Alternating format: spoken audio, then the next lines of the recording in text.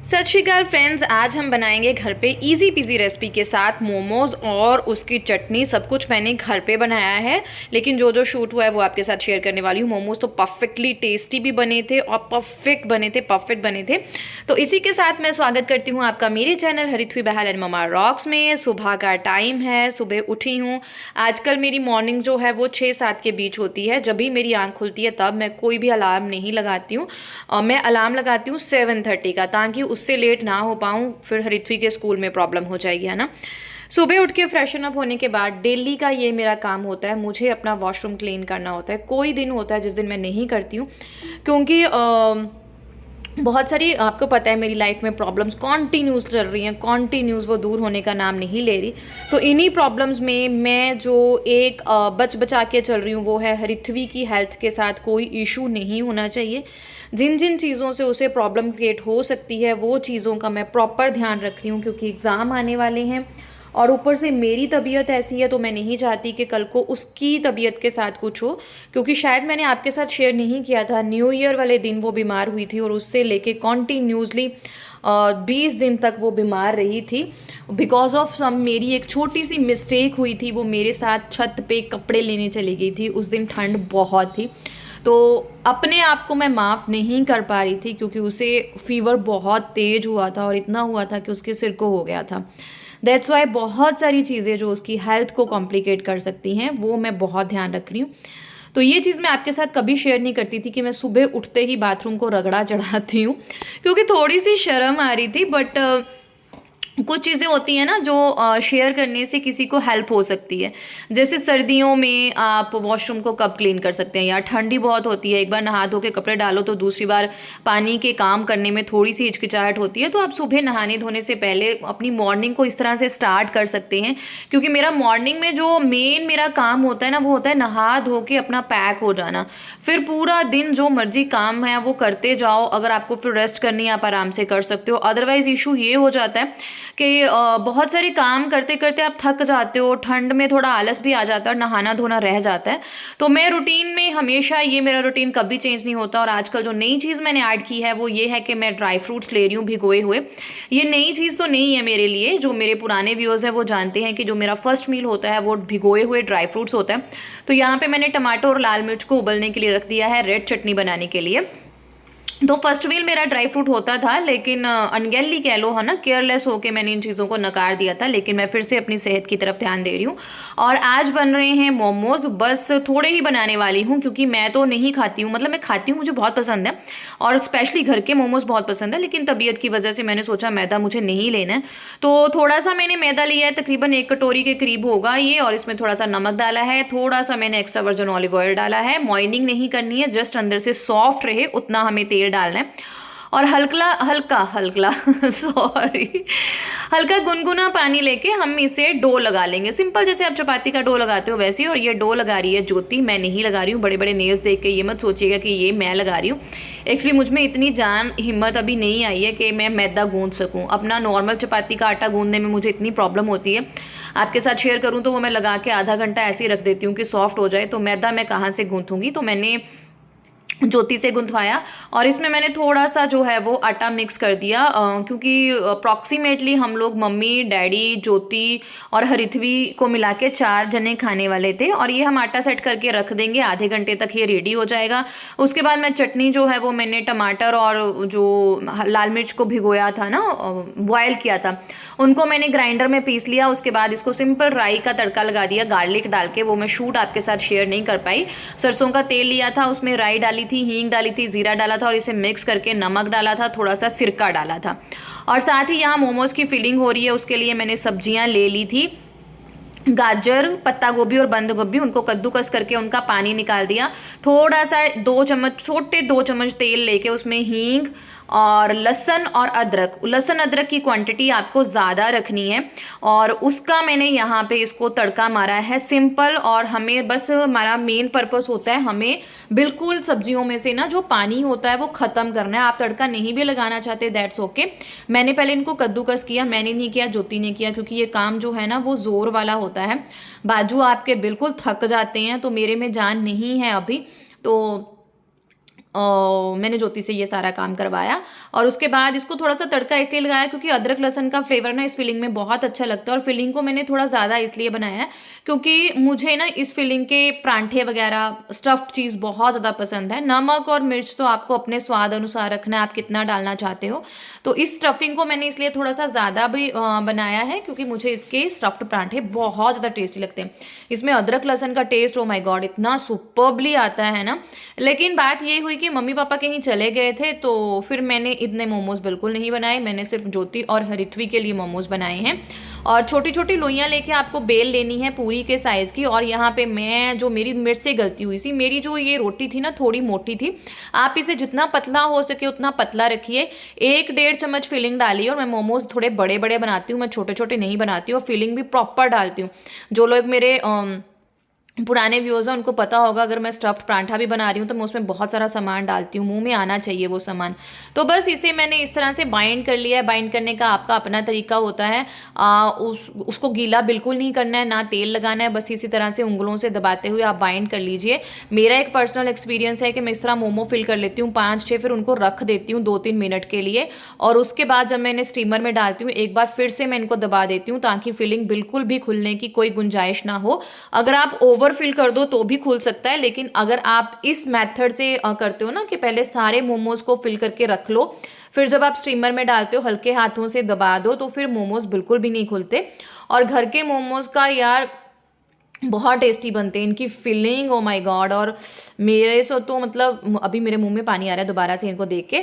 और ओकेशन क्या था, क्यों बन रहे थे स्पेशल मोमोज, क्योंकि मेरे वीरा जी का बर्थडे था, मेरे बर्थडे के अगले दिन 25 को। लेकिन उस दिन मेरी तबीयत ऐसी नहीं थी कि मैं कुछ स्पेशल बना सकूं और मेरा मन नहीं कर रहा था, सिंपल सी बात ये है। लेकिन मेरे मन में था कि मुझे कुछ स्पेशल बनाना है। तो मैंने 26 को, हरिथवी को छुट्टी थी, तो मैंने सोचा चलो आज बनाती हूँ क्योंकि हरिथवी गरम गरम खा लेगी। घर में बना के खिलाऊंगी किसको, है ना। तो बच्चे को छुट्टी है तो उसको खिला दूंगी। मेरे घर में 2 ही तो कंजके हैं, एक ज्योति और एक हरिथवी। तो उन दोनों को स्पेशल चीज़ खिलाऊं तो दिल को तसल्ली सी रहती है। मम्मी पापा को मतलब सास ससुर मेरे, उनको देने थे लेकिन वो कहीं गए हुए थे और मोमोज गरम गरम ही अच्छे लगते हैं। तो फिर मैंने बनाए ही नहीं उनके लिए, उन्हें किसी दिन और खिला दूंगी जब मेरी अपनी तबीयत ठीक होगी। क्योंकि मोमोज बनाते देख के ना मेरा भी दिल कर रहा है काश मैं भी खा पाऊँ। तो वैसे तो मुझे डॉक्टर ने बोला है कि आपका जो दिल करता है आप खाइए, लेकिन मैं वैसे ही सावधानी लेके चलती हूँ। मैदा वगैरह तो वैसे ही डाइजेशन के लिए अच्छा नहीं है, ताकि मुझे कोई प्रॉब्लम ना हो। क्योंकि इतनी सारी प्रॉब्लम्स फेस करके ना मैं थक गई हूँ यार। और सबको बताते बताते शर्म आती है, किसी को बताने में भी शर्म आती है। खोलता हुआ पानी ले लिया है, मतलब स्टीमर में, उसे ऑयल से मैंने ग्रीस कर लिया। और सारा जो भी मैं काम करती हूँ हमेशा कच्ची घनी सरसों तेल करती हूँ, जिसे मैं पहले ही बॉयल करके रखती हूँ, आप लोग जानते हैं। इसमें जितने मोमोज इजीली आ सकते थे मैंने रखे। और ये मेरा बर्तन थोड़ा अच्छा खासा बड़ा है, इसमें 8-9 मोमोज जो हैं, 4 3 7 1 8 8-9 आ गए थे शायद, मैंने एक डाला था मुझे लगता है बाद में। तो अच्छे खासे साइज़ के जो है वो आ जाते हैं। आपके स्टीमर का पानी खोलता होना चाहिए, उस टाइम पे आपको ये डालने हैं। और सारे मोमोज डाल के हम इसे ढक देंगे। मीडियम सा गैस का हम फ्लेम रखेंगे। और मोमोज पकने में 12 से 14 मिनट का टाइम लेते हैं मेरे एक्सपीरियंस के मुताबिक। 12-13 मिनट तक मोमोज अच्छे से जो है बन जाते हैं।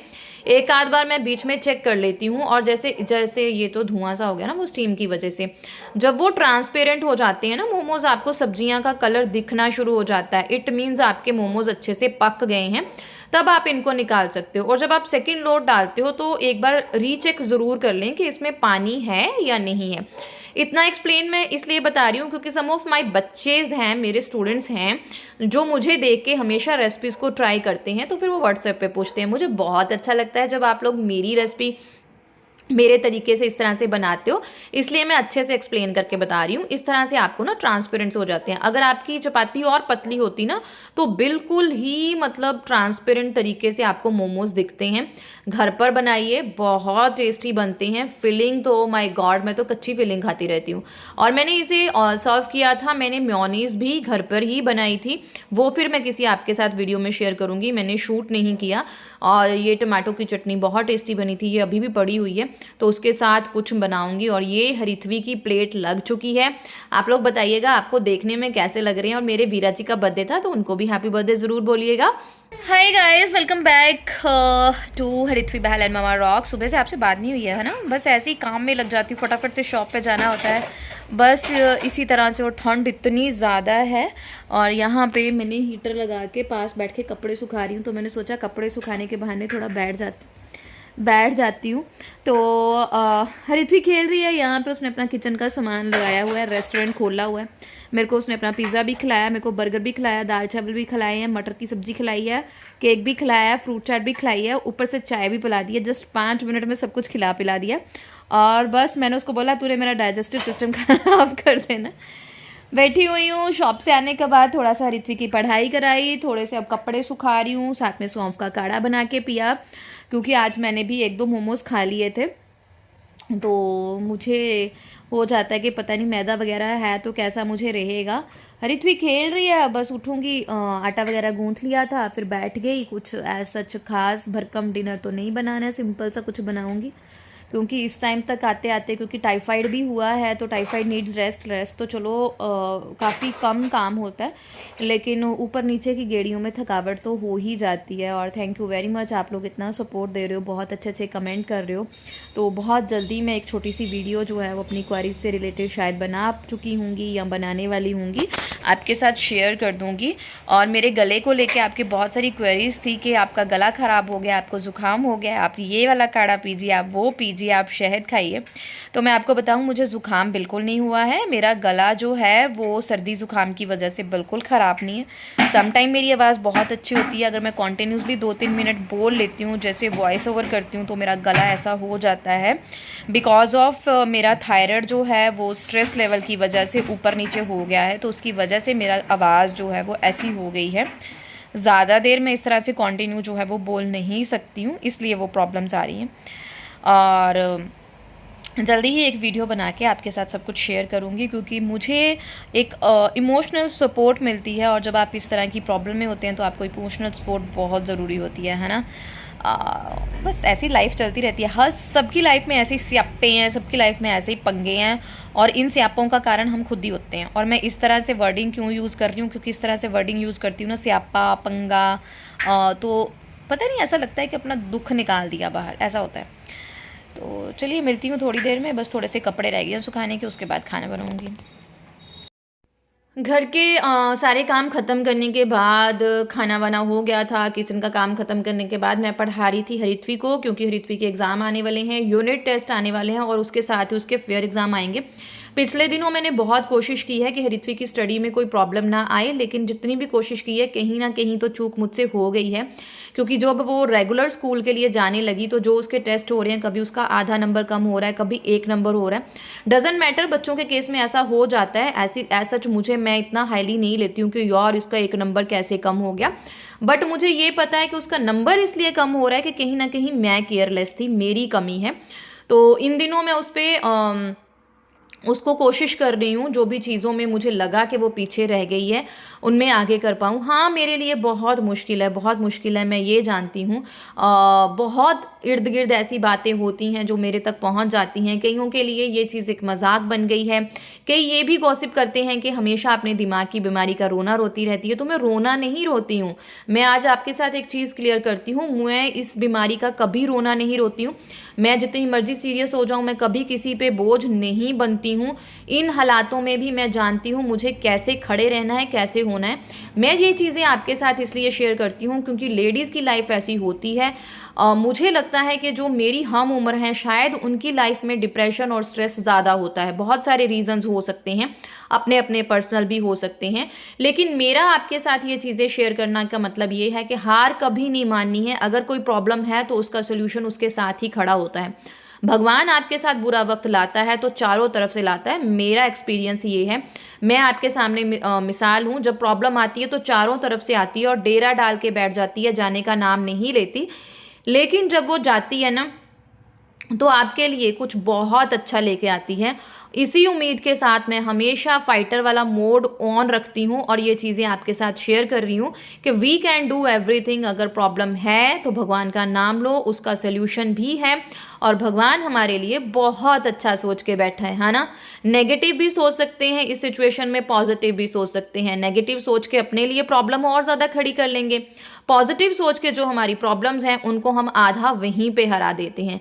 इसलिए मैं आपके साथ ये चीज़ें शेयर करती हूँ, वरना जो भी लोग गॉसिप करते हैं, चाहे मेरे कमेंट सेक्शन में आके करते हैं, चाहे मेरी पीठ पीछे करते हैं, मुझे वो गॉसिप मेरे तक पहुँच जाते हैं। और मुझे लगता है इस ब्लॉग के थ्रू आप तक ये मैसेज भी पहुँच गया होगा कि अगर 2-4 लोग मंडली बना के मेरी बातें कर रहे हैं ना, तो वो मेरे पास पहुँच चुकी हैं।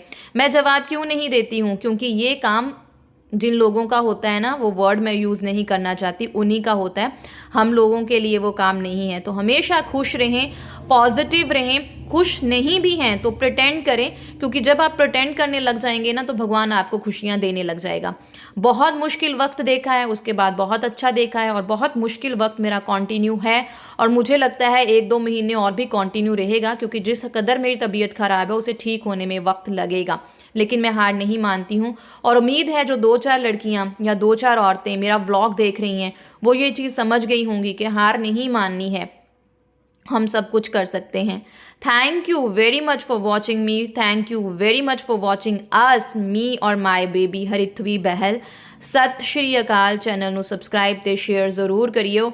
ਤੇ ਕੋਈ ਗੱਲ ਨਹੀਂ ਭਾਈ, ਇੱਕ ਟਾਈਮ ਸੀਗਾ ਜਦੋਂ ਸਾਡੇ ਦਿਮਾਗ ਦਾ ਡੰਕਾ ਵੱਜਦਾ ਸੀ, ਇੱਕ ਟਾਈਮ ਹੈ ਜਦੋਂ ਸਾਨੂੰ ਦਿਮਾਗ ਦੀ ਬਿਮਾਰੀ ਲੱਗ ਗਈ ਆ। ਮੈਂ ਨਹੀਂ ਡਰਦੀ ਇਸ ਚੀਜ਼ ਤੋਂ, ਕਿਉਂਕਿ ਮੈਨੂੰ ਪਤਾ ਹੈ ਮੈਂ ਫਾਈਟਰ ਹਾਂ ਤੇ ਮੈਨੂੰ ਲੜ ਕੇ ਜਿੱਤ ਸਕਾਂਗੀ, ਕਿਉਂਕਿ ਸਭ ਹੁੰਦਾ ਹੈ ਨਾ। ਥੈਂਕ ਯੂ, ਬਾਏ, ਸਤਿ ਸ਼੍ਰੀ ਅਕਾਲ। ਚੈਨਲ ਨੂੰ ਸਬਸਕ੍ਰਾਈਬ ਤੇ ਸ਼ੇਅਰ ਜ਼ਰੂਰ ਕਰਿਓ।